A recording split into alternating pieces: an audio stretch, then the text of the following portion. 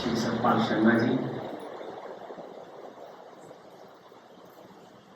आज के मुख्य अतिथि रामईश फाउंडेशन ट्रस्ट के अध्यक्ष Shri Ramesh Chandra Sharma ji, member UNESCO from India, Ramesh Chandra Sahni ji, SMC president, PT president, गांव के प्रधान, गांव से बच्चों के अभिभावक, प्यारे बच्चों, मैं जितनी देर आपके साथ में बात करूंगा तो मेरी ना बात आपको भाषण नहीं लगेगी, इसलिए आप ना थोड़ा सा टेंस नहीं होना, क्योंकि भाषण के नाम से थोड़ा सा ना आप टेंस हो जाते हैं। तो टेंस नहीं होना, मैं थोड़ी थोड़ी ऐसी सीधी सीधी बात करूंगा और मैं बहुत ऐसी बात नहीं कुछ करने वाला हूँ जो आपको ऐसा लगे कि बड़े दूर से आए हैं, बदन से बड़ी बड़ी बात कर देंगे, ऐसा नहीं है। उस साधारण बात करूंगा। मैंने जब स्कूल के प्रांगण में कदम रखा तो कहते ना कि कंधे दे मुंह जमदे दे तिखे होंगे, तो जैसे मैंने स्कूल के प्रांगण में कदम रखा तो मुझे ऐसा आभास हुआ कि मैंने कुछ एक विचित्र की जगह में अपना पैर रखा हूं। और जैसे मैं फंक्शन में बैठा तो कुछ भाव मेरे ऐसे बनने लगे कि जैसे रामायण और महाभारत की जैसे कथाएं मेरे मन में गूंजने लगी। तो जैसे प्रांगण में बढ़ा तो हरीश साहनी जी परम आदरणीय पूरे प्रधानाचार्य मेरी और जैसे बढ़े तो मुझे ऐसे लग रहा था जैसे राम भरत मिलाप हो रहा, और मैं बहुत हृदय से बहुत गदगद महसूस कर रहा था। फिर वहां बैठा रहा, सुनता रहा। फिर सतपाल जी आदरणीय प्रिंसिपल चौकी मनियार स्टेज पर आए और इन्होंने जिस तरीके से उन शब्दों का चयन करके आपके सामने अपने विचार रखे तो मेरे मन में सवाल आ रहा था कि तो तुम क्या करने आ रहे थे, आप तो यहाँ कुछ बोल ही नहीं पाएंगे। तो जो शब्दों का चयन, शब्दावली थी, वो मुझे बहुत हृदय से छू रही थी। चलो बात यहाँ भी नहीं रुकी, उसके बाद हम आगे बढ़े। उसके बाद रमेश साहनी जी स्टेज पर आए तो ना एक और तो आपका स्टेज चल रहा था, दूसरे साथ साथ में मेरे मन में रामायण चल रही थी। तो मैं साहनी जी के जब विचार सुन रहा था तो मुझे अंदर में कुछ गलाने का भाव हो रहा था।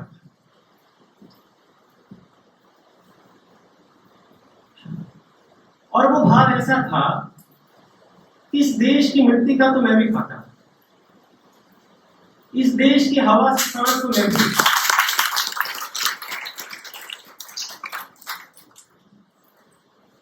और इन जो जलाशय है उनका पानी मैं भी पीता, पर मैं इतना ऋणी क्यों महसूस नहीं करता जितना रमेश चंद्र साहनी जी आप ऋणी महसूस कर रहे हैं।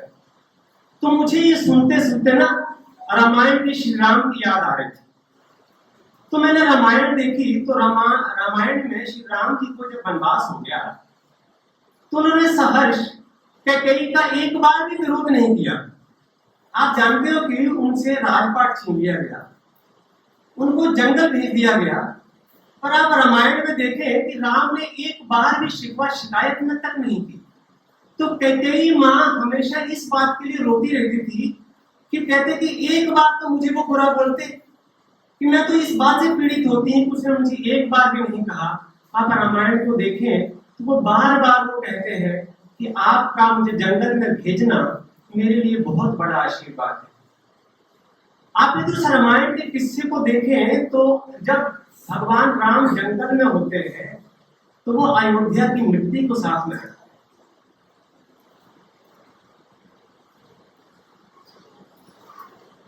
वो श्रीलंका में होते हैं, पत्नी से दूर होते हैं, बेरा में होते हैं, दर दर भटक रहे होते हैं, और वो बार बार हर दिन अयोध्या की मिट्टी को देखते हैं। तो लक्ष्मण पूछते हैं कि भैया आप इस मिट्टी को अपने साथ पल्लू में बांध के क्यों रखते हैं। तो राम की बात का जवाब देते हैं, ये राम इस मिट्टी का हमेशा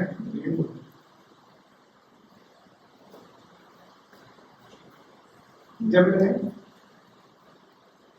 आपकी बातें सुन रहा था तो मैं ये सोच रहा था कि हमारे गांव का, हमारे देश का यदि हर आदमी ऐसा हो जाए तो इस देश को विश्व गुरु बनने में समय नहीं लगेगा।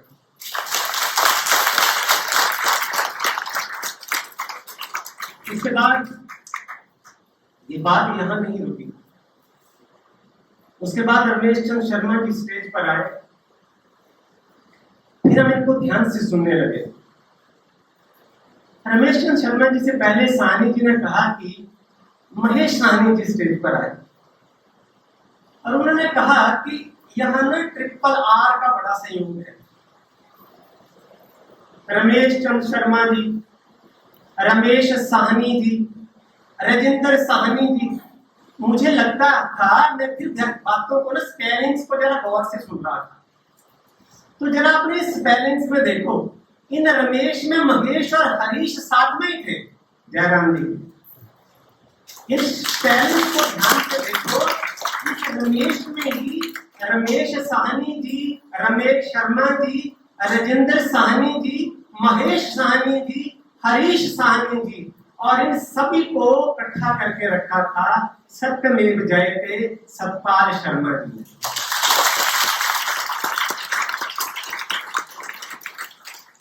अब यदि एक गांव में, एक कस्बे में, मुझे नहीं लगता कि एक कस्बा इससे ज्यादा भाग्यशाली हो सकता है जहां लोग मिट्टी का ऋण चुकाने के लिए अपना परिवार छोड़ के, अपना घर छोड़ के, आपने सुना रमेश चंद्र शर्मा जी अमेरिका छोड़कर जो वहां बस सकते थे, आज आप लोगों के बीच में। रमेश साहनी जो शिमला में बस सकते थे, वो आपका उद्धार करने के लिए, इस मिट्टी का ऋण चुकाने के लिए आपके बीच में। यदि एक गांव को ऐसे पुत्र रत्न प्राप्त हो तो मुझे ऐसा लगता नहीं कि उस गांव में कुरीतियां पैदा हो जाए या उस गांव में ऐसे लाभ पैदा न हो जिस गांव में ऐसे मार्गदर्शक हो। मुझे अभी मेरे पीछे सोच ही रहा था कि पता नहीं मुझे क्यों बुलाया होगा, यहाँ मेरा यहाँ कोई काम नहीं है, पर फिर भी आपने मुझे मौका दिया है, इसके लिए मैं तहे दिल से आपका शुक्रिया अदा करता हूँ। आपने दिया है तो मुझे बोलना तो जरूर पड़ेगा, क्योंकि मैं आपके स्कूल का समय काट के यहाँ आया हूँ, और यदि आपने मेरी पात्रता समझी है, इसके लिए मैं हरीश साहनी जी का और सतपाल शर्मा जी का कोटि कोटि धन्यवाद करता हूँ। आपको मेरी बात को लगेगा कि मैं जुनून में नहीं आया हूँ, मैं कोई ऐसी खास बात यहाँ करने नहीं आया हूँ। जहाँ तक बच्चों कैरियर काउंसलिंग की बात है, तो मैंने एक सिंपल सी बात आपके साथ कहता हूँ जो मैं समझता हूँ, और ये मेरी बात जरूरी नहीं आपने मानना कि मैं सही बोल रहा हूँ। जो मैं यहाँ से बोल रहा हूँ वो मेरा व्यक्तिगत विचार हो सकता है। मैं ये मानता हूँ there is no career in any job,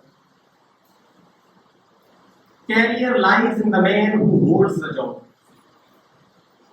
कोई पोस्ट बड़ी या छोटी नहीं होती, उस पोस्ट पर काम करने वाला व्यक्ति उसको बड़ा या छोटा बनाता है। कई बार हम सोचते हैं हमारा बच्चा बड़ा होकर एक बहुत बड़ा अधिकारी हो जाना चाहिए, पर कल्पना करो यदि वो अधिकारी भ्रष्ट अधिकारी बनता है, क्या आप चाहेंगे कि आपका बच्चा ऐसा अधिकारी होना चाहिए? बताओ, आप चाहते हैं कि हमारा बच्चा MBBS डॉक्टर बनना चाहिए, एक बड़ा इंजीनियर बनना चाहिए? क्या आप ये चाहते हैं कि आपका बच्चा एक भ्रष्ट डॉक्टर बने या भ्रष्ट इंजीनियर बने? तो मेरा मानना ये है कि आदमी जो बने, नीचे से लेकर ऊपर तक हर व्यक्ति से समाज चलता है, पर वो जिस क्षेत्र पर, जिस दर्जे पर अपना काम करे, ईमानदारी से। तो हमारा शिक्षा का मकसद न केवल इंजीनियर और डॉक्टर बनाना है, हमारा शिक्षा का मकसद पहला मकसद एक अच्छे इंसान तैयार करना है। यदि हम एक अच्छे इंसान तैयार करेंगे तो माँ बाप खुश होंगे। वो ऑफिस में एक क्लर्क की पोस्ट पर भी बैठेगा तो उसके पास उससे काम निकलवाने वाले लोग सुख की सांस लेंगे, उनको बार बार उस दफ्तर में नहीं आना पड़ेगा। यदि वो एक ईमानदार अध्यापक बनेगा तो उस गांव और स्कूल के किनारे उजाला कर देगा और हजारों घरों में दीपक जल उठेंगे, बच्चों की कामयाबी के दीपक जल उठेंगे। तो हमें अपने बच्चों को, ये बात मुझे थोड़ी सी खटकती है कि हम जब बच्चा पैदा होता है हम सिर्फ ये सोचते हैं कि हमारा बच्चा बहुत बड़ा डॉक्टर, इंजीनियर, ऑफिसर बनना चाहिए। मैं माताओं से आग्रह करता हूँ कि हमारी बच्ची या हमारा लड़का एक सबसे पहले एक अच्छा लड़का और अच्छी लड़की बनना चाहिए। उसके बाद परमात्मा ने संसार को चलाने के लिए जो उसको रोल दिया होगा वो उसकी मर्जी।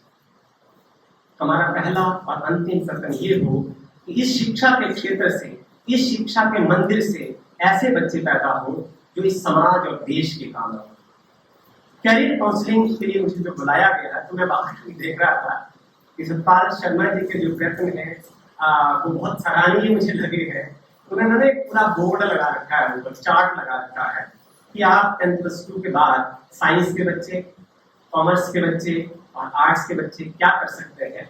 हम उसके बारे में ही यहाँ बात करने आए थे, और जो हम यहाँ से बोलेंगे उसको आप हम उस चार्ट पर देख सकते हैं।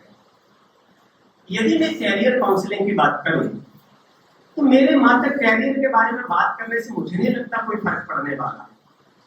कारण क्योंकि ये सारी सूचनाएं इंटरनेट पर भी अवेलेबल है, ये सारी सूचनाएं आपको क्लासरूम में भी दी जाती है, और ये सारी सूचनाएं आपको अपने परिवारों से, अखबारों से, हर जगह से मिलती है। मात्र सूचना मिलने से कामयाबी सुनिश्चित नहीं होती। सूचनाओं का अभाव नहीं है। आज गूगल का जमाना है। जो मैं यहाँ से बोल रहा हूँ, जो मैं कैरियर काउंसलिंग का जो डाटा आपके सामने प्रस्तुत करने जा रहा हूँ, वो इंटरनेट के ऊपर बड़े आसानी से उपलब्ध है। मैं यहाँ क्या कहने आया हूँ, मैं वो रास्ते की बात करने आया हूँ जिसके ऊपर चलने के बाद सफलता सुनिश्चित हो जाती है। प्यारे बच्चों, इस संसार में जितने भी लोग कामयाब हुए हैं, उन सभी ने बड़े से बड़े काम इन्हीं 24 घंटों में किए हैं। उन्होंने जितने भी काम किए हैं वही 3 वक्त की रोटी खाकर किए हैं। आप मेरी बात से सहमत है? हमें सोचना होगा, यदि हमने जीवन में ऊंचाई हासिल करनी है तो आपके लिए 3 चीजों की बहुत बड़ी जरूरत पड़ेगी।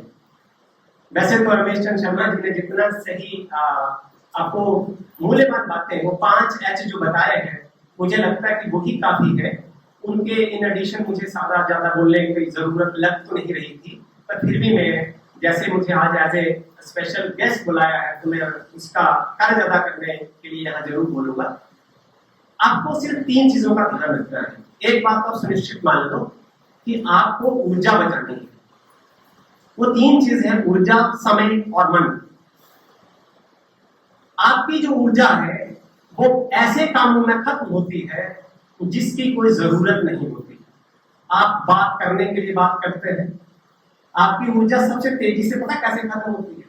जैसे आपने गरम गरम तवा देखा है, गरम गरम तवे के ऊपर जब हम पानी फेंकते हैं ना, तो चढ़ाई की आवाज नजर आती है, आती है कि नहीं? तो एकदम से ना वो पानी वाष्प करके हो जाता है। तो हमारे ना सभी का आहार प्रक्रिया बड़ी सभी की सेम होती है। हम लगभग सारे लोग 3 ही बार खाना खाते हैं या 2 बार खाते हैं, पर कई लोग ऐसे होते हैं जो थकते ही नहीं, और कई लोग बार बार थकान की शिकायत करते हैं। बच्चों, ऊर्जा के नष्ट होने के कुछ कारण हैं जिनकी मैं यहाँ बात करता हूँ। जो आदमी निंदा करता है, जो आदमी नफरत करता है, जो आदमी ईर्ष्या करता है, जो आदमी द्वेष करता है, जो आदमी क्रोध करता है, जो आदमी काम वासना में लिप्त रहता है विचारों से, उसके शरीर की ऊर्जा बहुत तेजी से नष्ट हो जाती है। और जो आदमी प्रेम करता है, जो आदमी सत्संग करता है, जो छोटे और बड़े का सम्मान करता है, उस आदमी की ऊर्जा काम करना पूरा करने के बाद निरंतर बढ़ती चली जाती है। तो यदि आपको जीवन में ऊंचाई हासिल करनी है तो आपको निंदा, नफरत, क्रोध, द्वेष, ईर्ष्या, काम वासना, इनसे दूर रहना है। आपका शरीर ऊर्जा से भरपूर रहेगा। जब आपके पास ऊर्जा होगी, क्योंकि हर कोई काम ऊर्जा के बगैर नहीं हो सकेगा, तो आपको सबसे ज्यादा इस बात का ध्यान देना है कि ऊर्जा को बचाया कैसे जाए। दूसरी बात, आपको समय का ध्यान रखना है। आपको सही काम सही समय पर करना है। आप विद्यार्थी हैं, इस समय की आप जीवन की ऊंचाइयों को छू सकते हैं। यदि समय गुजर जाएगा, अवसर निकल जाएगा, उसके बाद आपका ऊंचाई हासिल करने की जो संभावनाएं है वो क्षीण हो जाएगी। और तीसरा बात, जिसके ऊपर कोई ध्यान नहीं देता है। हम जब क्लास में पढ़ाते हैं ना, हम बच्चों को ही बोलते हैं कि बेटा पढ़ना तो बड़ा आसान है और कामयाब होना उससे भी आसान है। प्रोवाइड एक कंडीशन रहती है कि आपकी ना डिश सीधी रहनी चाहिए। बच्चे जब, जैसे सर बता रहे थे कि बच्चे ना यहाँ फेज ट्रांजिशन की स्टेट में होते हैं, ना तो वो बच्चे होते हैं और ना ही वो अडल्ट होते हैं, वो फॉर्मेटिव स्टेट में होते हैं। फॉर्मेटिव स्टेट का मतलब क्या होता है कि आपके ना मन की एक संरचना बन रही होती है कि आप भविष्य में क्या करने वाले हैं। हम एक बात समझ पा रहे हैं कि नहीं? तो आपको जो कुछ हासिल करना है उसके लिए, क्योंकि मैं फिजिक्स का प्रवक्ता हूं, उसमें आपको ना अपने सबकॉन्शियस माइंड में वो विचार लाना है, एक विचार पैदा करना है। और जैसे मैं यहां से कोई चीज फेंकता हूं और वो जमीन पर नीचे गिरती है, गुरुत्वाकर्षण बल जो है उस चीज को नीचे की ओर खींच लेता है। आप ऊपर को कोई चीज फेंकेंगे तो पृथ्वी उसको नीचे की ओर खींच लेगी। This is the law of attraction. ये लॉ ऑफ अट्रैक्शन जो है, गुरुत्वाकर्षण का नियम, ना केवल पृथ्वी पर काम करता है बट ये विचारों में भी ऐसे काम करता है। आपके विचार बहुत ऊंचे होने चाहिए, बहुत बड़े होने चाहिए। और मैं आपको यहां से दावे के साथ कह रहा हूं, जो आज आप विचार या सबकॉन्शियस माइंड में देते हैं, आपके मन में इतनी शक्ति होती है कि वो भविष्य में आपके मूर्त रूप हासिल कर देते हैं। क्या बच्चों, यदि आपको ऊर्जा को बचाना है और मन को नियंत्रित करना है, तो आपको ना एक छोटा सा नुस्खा बताता हूं। इसके लिए आपको भाषण जैसा लगने लग पड़ेगा ना, तो मैं कहानी से बताता हूं तो आपको थोड़ा ज्यादा आसान लगेगा। मैंने आपको कहा कि मैं जब आपका वहां फंक्शन देख रहा था तो मुझे ना रामायण और महाभारत के किस्से याद आ रहे थे। तो महाभारत में ना एक पात्र का नाम सुना है आपने, दुर्योधन सुना है ना? अब देखो, ये दुर्योधन जो था ना, दुर्योधन का, या कॉमनली कहूं तो कौरवों और पांडवों का एक ही गुरु थे, द्रोणाचार्य। और यदि बच्चे गुरु के पढ़ाने से कामयाब होते तो द्रोणाचार्य के पढ़ाने से दुर्योधन या कौरव और पांडव दोनों ही एक जैसे होते। बट गुरु के प्रति जो धारणा कौरवों की थी और गुरु के प्रति जो धारणा पांडवों की थी, यही उनके जीत और हार का अंतर था। दुर्योधन, आप जानते हैं, वो दुर्बुद्धि था और अब कभी भी ना किसी की बात मानता नहीं था, ना पिता की, ना पितामह की, ना गुरु की, ना बड़ों की। आपने परिणाम क्या देखा कि वो सपरिवार नष्ट हो गया, खुद तो डूबा, परिवार को भी ले डूबा। और मैं जरा दूसरी बार आपको उदाहरण दूं, आपने पांडवों में अर्जुन को देखा है, सुना है आपने? अर्जुन दुनिया के सर्वश्रेष्ठ धनुर्धर थे, पर वो बात बात पर जब उनको कोई निर्णय लेना होता था तो वो श्री कृष्ण जी का सहारा लेते थे। अपने मन के सभी विचारों को श्री कृष्ण जी के साथ शेयर करते थे। जब भी उनके मन में कोई द्वंद आता था, कोई द्वंद की स्थिति पैदा होती थी, क्या करूं क्या नहीं करूं, कैसे डिसाइड करूं, तो श्री कृष्ण जी से सलाह लेते थे। और जैसे श्री कृष्ण जी जो कुछ कह देते थे, उनको सही मान के उस रास्ते पर चल पड़ते थे। ये तो महाभारत की बात रही। एक मैं आपको और उदाहरण देता हूं। अब आप बोलेंगे जी कि हम तो उस टाइम यहाँ थे नहीं, आप पुरानी पुरानी बातें मत करो। मैं आपको थोड़ा ना नजदीक लेके आता हूं। मैं अपने मम्मी के साथ यहाँ बैठा हुआ था, तो हम ना शिवाजी की बात कर रहे थे। शिवाजी का नाम सुना है आपने? शिवाजी मराठा, जिन्होंने मुगलों को नाको चने चबा दिए थे। और पूरे देश में शिवाजी का जब आप नाम लेते हैं ना, तो आपका खून खौलने लगता है और देशभक्ति की भावना स्वतः ही जागृत हो जाती है। तो हमारे ये जो हमारे साथ हमारे पुत्र आए हैं, हम इनके साथ में वैसे ही बात कर रहे थे। तो ये मुझे कह रहे थे, पापा आपको पता है कि शिवाजी के जो गुरु समर्थ रामदास जी एक बार ना भीख मांगने के लिए चौराहे पर बैठ गए। तो शिवाजी का अपने गुरु के प्रति इतना प्रेम था, इतनी श्रद्धा भावना थी।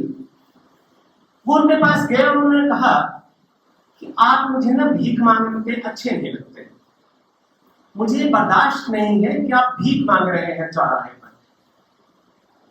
तो उन्होंने कहा कि भीख तो मुझे मांगनी पड़ेगी, क्योंकि भीख के बगैर पेट नहीं भरेगा। तो शिवाजी महाराज ने क्या किया, उन्होंने ना कागज पे ऊपर कुछ लिखा और समर्थ गुरु रामदास जी के हाथों में सौंप दिया। तो गुरुवर कहने लगे, शिवाजी, इस कागज के टुकड़े से पेट नहीं भरता। और शिवाजी ने कहा कि गुरुवर, आप इस कागज के टुकड़े को खोल के देखिए। जब समर्थ गुरु रामदास जी ने उस कागज के टुकड़े को खोल कर देखा तो शिवाजी ने अपने गुरु के नाम सारा राजपाट कर दिया। पर समर्थ गुरु रामदास जी ने कहा, बेटा, मैं समाज की जिस व्यवस्था में हूं, जो मैं कार्य कर रहा हूं, उस कार्य को करते हुए मैं राजा का रोल नहीं निभा सकता, मैं राजपाट ग्रहण नहीं कर सकता, मैं राज सिंहासन पर बैठ नहीं सकता। प्यारे बच्चों, गुरु के प्रति ऐसी धारणा रखने वाला वो वीर योद्धा, जीवन प्रेम समर्थ गुरु रामदास जी को उस राज्य का राजा मानकर लगातार अपना शासन करता रहा। गुरु के प्रति ऐसी अपार श्रद्धा रखने वाला वो योद्धा आज पूरे भारत में एक नमन का हकदार है और उसको आज भी नमन से पूरे इतिहास में पूछा जाता है। अब आप बोलेंगे, हम तो उस समय भी नहीं थे। बच्चे शरारती होते हैं, बच्चे सवाल करते हैं कि सर, आपने ना पहले महाभारत की बातें सुना दी, फिर आपने शिवाजी की बातें सुना दी, पता नहीं हमें क्या पता ऐसा था भी कि नहीं था। चलो मैं तुम्हें आजकल की बात सुना देता हूँ। प्यारे बच्चों, आपने सचिन तेंदुलकर का नाम सुना है? अब ताजी ताजी रोटी खाना पसंद करते हैं ना आजकल आप, तो मैं आपको ना ताजी ताजी बात सुनाता हूँ। आपको यदि आप सचिन तेंदुलकर के बारे में जानते हो तो सचिन तेंदुलकर को ना गॉड ऑफ क्रिकेट कहा जाता है। क्या कहा जाता है? मतलब क्रिकेट का भगवान। और आदरणीय रमेश चंद्र शर्मा जी ये आपको सलाह दे रहे थे कि आप जो भी काम करो ना पूरी ईमानदारी से करो। दूसरे नंबर पर कहा था उन्होंने, हार्ड वर्क के बाद कहा था कि ऑनेस्टी से काम करेंगे। सचिन तेंदुलकर की जो क्वालिफिकेशन है ना वो 10th क्लास है। तो 10th क्लास के बाद उनको पढ़ने का मौका ही नहीं मिला। उन्होंने हृदय लगा के सिर्फ क्रिकेट खेली, उनको क्रिकेट के सिवा और कुछ नहीं आता। बट उस क्रिकेट को ईमानदारी से खेलने के बाद आपको पता है उनको भारत रत्न से नवाजा गया। और वह अकेले खेल के क्षेत्र से ऐसे व्यक्ति हैं जिनको भारत रत्न दिया है, अनलेस खेल के किसी खिलाड़ी को भारत रत्न नहीं दिया जाता। मतलब वो व्यक्ति इतना बड़ा हो गया अपनी लगन से और अपनी ईमानदार मेहनत से कि नियम को ताक पर रखकर भी उसको भारत रत्न देना पड़ा। तो मैं जरा पते की बात बताऊं कि उनको भारत रत्न क्यों मिला, फिर आप अपने आप को कंट्रोल के देखना कि आपको मिलेगा कि नहीं। मैंने आपको अर्जुन की गुरु भक्ति, उनके गुरु श्री कृष्ण भी थे, और उसके बाद शिवाजी की गुरु भक्ति के बारे में बताया। आपको ना क्लास टीचर्स पढ़ाते हैं, माँ बाप आपको सलाह देते हैं, फिर आपको कई काम करने के लिए मना कर देते हैं कि बेटा ऐसे नहीं करना, आपने ऐसे नहीं करना। अब आप देख लीजिए कि गुरु का कहा मानने पर एक आदमी कहां पहुंच जाता है। मैं उसको जरा इसके साथ जोड़ता हूं। एक बार की बात है कि ना सचिन तेंदुलकर अपने मित्र मंडली के साथ मिलके अपने मित्र का मैच देखने के लिए चले गए, तालियां बजाने के लिए। तो उनके जो गुरु थे रमाकांत आचरेकर जी, उनको ना हर रोज एक असाइनमेंट देते थे कि आपको आज इतनी बॉलें खेलनी है, इतने छक्के लगाने हैं, इतनी देर प्रैक्टिस करना है। तो शाम को जब तेंदुलकर से पूछा गया कि क्या आज आपने अपनी प्रैक्टिस पूरी की है, तो तेंदुलकर कहते हैं कि नहीं जी, आज मैं अपनी प्रैक्टिस पूरी नहीं कर सका। तो उन्होंने पूछा क्यों? उन्होंने कहा कि आज मैं अपने मित्र के मैच में तालियां बजाने गया था, तो उन्होंने एक सलाह दी, यदि तुम दुनिया के लोगों के लिए तालियां बजाओगे, मित्रों के लिए तालियां बजाने के लिए जाओगे, तो तुम्हारे लिए तालियां कब बजेंगी? सचिन तेंदुलकर ने गुरु की बात को मानते हुए उसी दिन कसम खाई, आज के बाद किसी का मैच देखने के लिए या किसी को क्लैपिंग करने के लिए अपना समय बर्बाद नहीं करना। जब वो रिटायर हुए तब भी उन्होंने इस बात को एक्सेप्ट किया कि मैंने गुरु की कभी जीवन में अवज्ञा नहीं की, और इस गुरु आज्ञा का पालन करते हुए आप देख लीजिए कि उन्होंने जीवन में कितनी ऊंचाई हासिल की कि भारत रत्न से वो सम्मानित किया। प्यारे बच्चों, आप जिस समाज में रह रहे हैं, इस समाज के जो सब लोग हैं, हर व्यक्ति समाज का एक द्वंद्व से परेशान है। द्वंद्व से परेशानी का मतलब आपको ना कोई समस्या रहती है। जब आप डिसीजन लेते हैं तब तो आपको दिक्कत आती है। तो आपके पास जीवन में कामयाब होने के लिए हर घड़ी एक ऐसा गुरु होना चाहिए जिसका आप जब भी द्वंद्व की स्थिति पैदा हो, आप फोन उठाएं, फोन मिलाएं और आप आगे बढ़ें। तो मुझे इस बात की बहुत प्रसन्नता हो रही थी कि आपके पास ऐसी अथाह धरोहर इस चौके बुनियाद में परम पिता परमात्मा की अपार कृपा से अवेलेबल है, और इसके बाद भी चौकी बुनियाद का नाम ऊंचा ना हो, और तो मुझे नहीं लगता कि ये चीज असंभव मुझे लगती है कि ऐसे जैसे गुरुओं के, ऐसे जैसे पथ प्रदर्शकों का समाज में होने से कोई बच्चा फ्यूचर में इतनी ऊंचाई हासिल ना करे जितनी रमेश चंद्र शर्मा जी ने या साहनी बंधुओं ने की है, या और भी समाज के जितने यहाँ लोग हैं। जैसे मैं एक और थोड़ी सी बात इसमें ऐड करूं कि जरनैल सिंह जी यहाँ बैठे थे मेरे साथ, तो संयोगवश मैंने हम दोनों ने साथ इकट्ठा बीएड किया है, और मैं जान रहा था तो मुझे वो बता रहे थे कि उनका जो लड़का है वो जूडो में एक तो स्टेट चैंपियन है सर, और जो दूसरा लड़का है वो नेशनल में ब्रॉन्ज मेडलिस्ट है। तो इसके लिए आप तालियां बजाएं।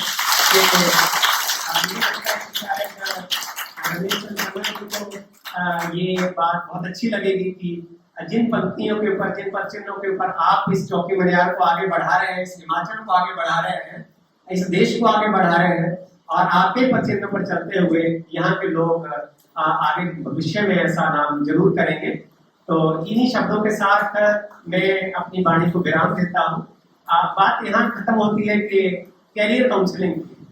तो कैरियर काउंसलिंग में मैं जो प्रैक्टिकल बात जैसे सोच रहा हूँ कि यदि तो मैं यहाँ से बोल दूंगा तो मैं सब वो बोलने वाला हूँ जो आपके बाहर वहाँ दीवार के ऊपर लगा हुआ है, और यदि आपको सुनना है तो यदि मैं ब्लैक बोर्ड पर लिखूंगा, मैं थोड़ा रियलिटी वाली बात करता हूँ, तो एंड वाले बच्चों को ना तो दिखाई देगा, तो सुनाई दे जाएगा पर दिखाई नहीं देगा। तो मैं इसका सोल्यूशन ये सोच रहा हूँ कि मेरा एक यूट्यूब चैनल है मेरे अपने नाम से, उसमें मैंने फिजिक्स पढ़ा रखा है, तो मैं आज ही जाके वह यूट्यूब वीडियो बना दूंगा इसके ऊपर, ताकि उसका लिंक मैं प्रधानाचार्य महोदय के साथ शेयर कर दूंगा, और ताकि बच्चों को कंफर्टेबल जोन में वो एक एक चीज को समझ सके। तो मुझे लगता है शायद वो एक अच्छा तरीका होगा। यदि मैं यहाँ समय की मुझे बर्बादी ही लगेगी, यदि मैं यहाँ लिखता रहूँ और बच्चे उसको पढ़ नहीं पाए, तो मुझे लगता शायद वो बात ठीक नहीं होगी। यदि आपने वैसे कुछ सुनना जानना है तो मैं तैयार होकर बोलूँ सर। तो प्यारे बच्चों, आर्ट्स, साइंस और कॉमर्स के यहाँ बच्चे बैठे हैं,